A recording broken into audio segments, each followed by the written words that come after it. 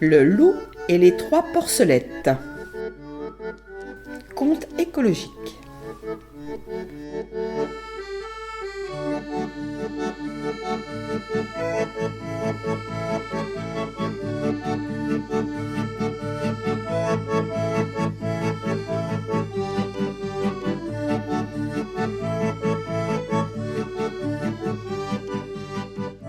Vous êtes désormais toutes les trois bien assez grandes pour vivre seules.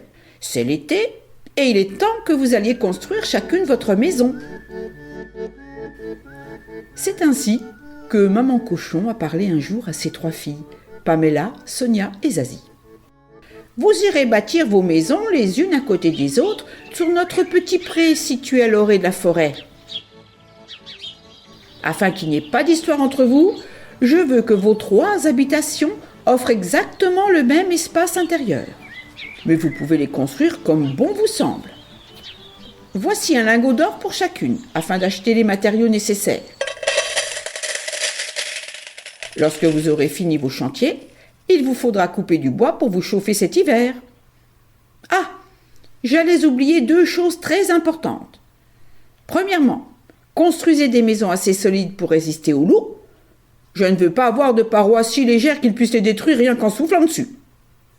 Et ensuite, installez un petit poêle à bois et non une grande cheminée à foyer ouvert. C'est plus efficace pour se chauffer. Et le loup ne pourra pas y descendre depuis le toit. Est-ce bien clair ? Pamela, Sonia et Zazie ont promis de suivre tous les conseils de leur maman. Elles l'ont embrassée, puis se sont rendues chez Brico Yatou pour acheter du matériel. Chacune avait bien en tête la maison de ses rêves.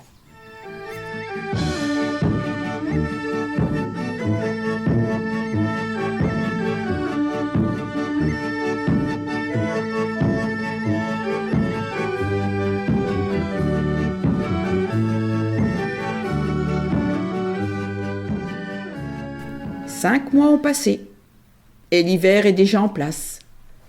Les trois porcelettes sont bien au chaud, chacune dans sa maison se chauffant grâce à son petit poêle à bois. Pamela a construit la maison la plus impressionnante.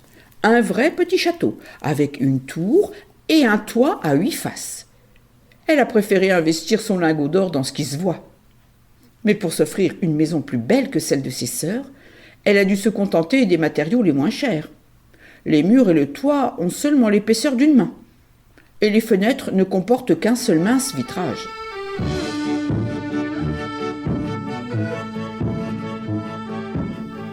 Sonia, elle, a bâti une maison plus traditionnelle. Un bâtiment allongé avec 2 mansardes. Les murs et le toit ont l'épaisseur de 2 mains.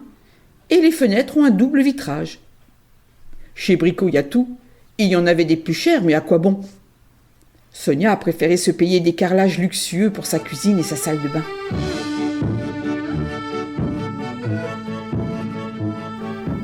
Quant à Zazie, elle s'est bâtie un logement en forme de cube avec un toit à 2 pans.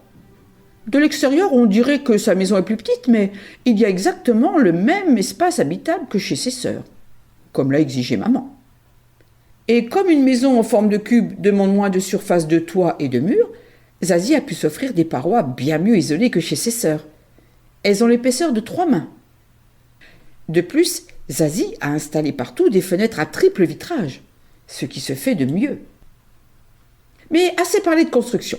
Parlons plutôt du loup, qui vient justement de sortir de la forêt.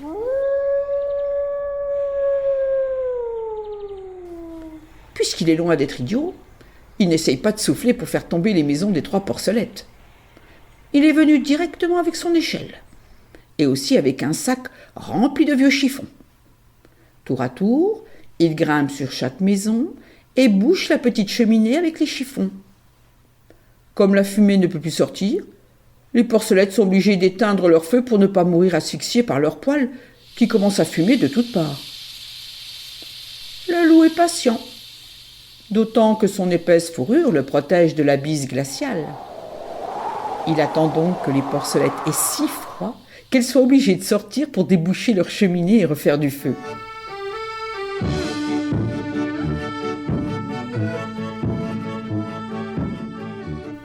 Et les porcelettes ne sont pas idiotes non plus. Elles ont entendu le loup s'affairer sur leur toit. Et elles se sont fait des signes par les fenêtres.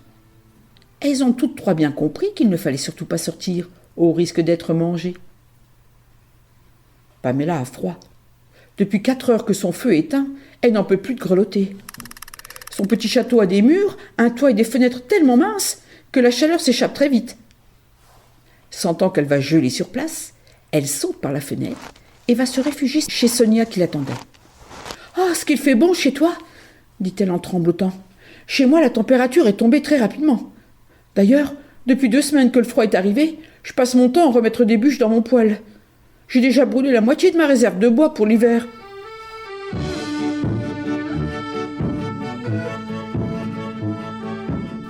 Peu à peu, la température baisse aussi chez Sonia.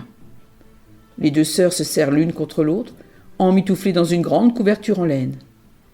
Dehors, la nuit tombe, et le loup attend toujours, à l'abri de son épaisse fourrure qui le protège encore de la bise.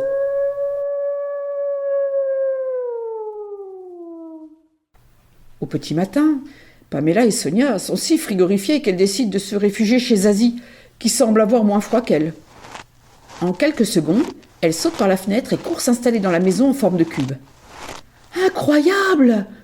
s'exclame-t-elle une fois à l'intérieur. « Chez toi, il fait encore bien chaud, alors qu'il gèle dans nos maisons. »« Il n'y a rien de magique, » explique Zazie. « Lorsque le poêle est éteint, ma maison refroidit lentement, parce que ses murs et son toit sont bien isolés, et parce que les fenêtres ont un triple vitrage qui empêche la chaleur de sortir. Et c'est aussi parce qu'elle a une forme de cube. Elle a beaucoup moins de surface en contact avec l'extérieur que les vôtres, et donc moins de surface pour perdre sa chaleur. Une maison bien isolée, c'est aussi un avantage lorsque le poêle fonctionne. Je brûle très peu de bûches pour me chauffer. D'ailleurs, j'ai coupé autant de bois que vous, mais j'en aurai au moins pour 4 hivers. » Pamela et Sonia regardent Zazie avec admiration. « On aurait dû être plus prévoyante.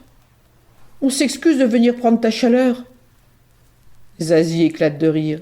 « C'est à moi de vous remercier, car c'est vous qui m'apportez la chaleur que dégage votre corps.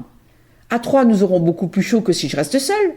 Venez que je vous embrasse. » Dehors, le loup qui n'a rien mangé depuis 2 jours commence à claquer des dents, tandis qu'il observe les porcelettes rigoler en se délectant de gâteaux au miel.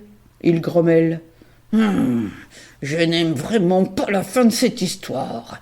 Dans le vrai conte, je ne mange peut-être pas les 3 petits cochons, mais au moins je finis par me réchauffer en descendant dans la cheminée, et je parviens à laper un peu de soupe en tombant dans la marmite. » Cette histoire a été écrite par Pierre-André Magnin pour une plateforme d'information des services cantonaux de l'énergie et de l'environnement en Suisse.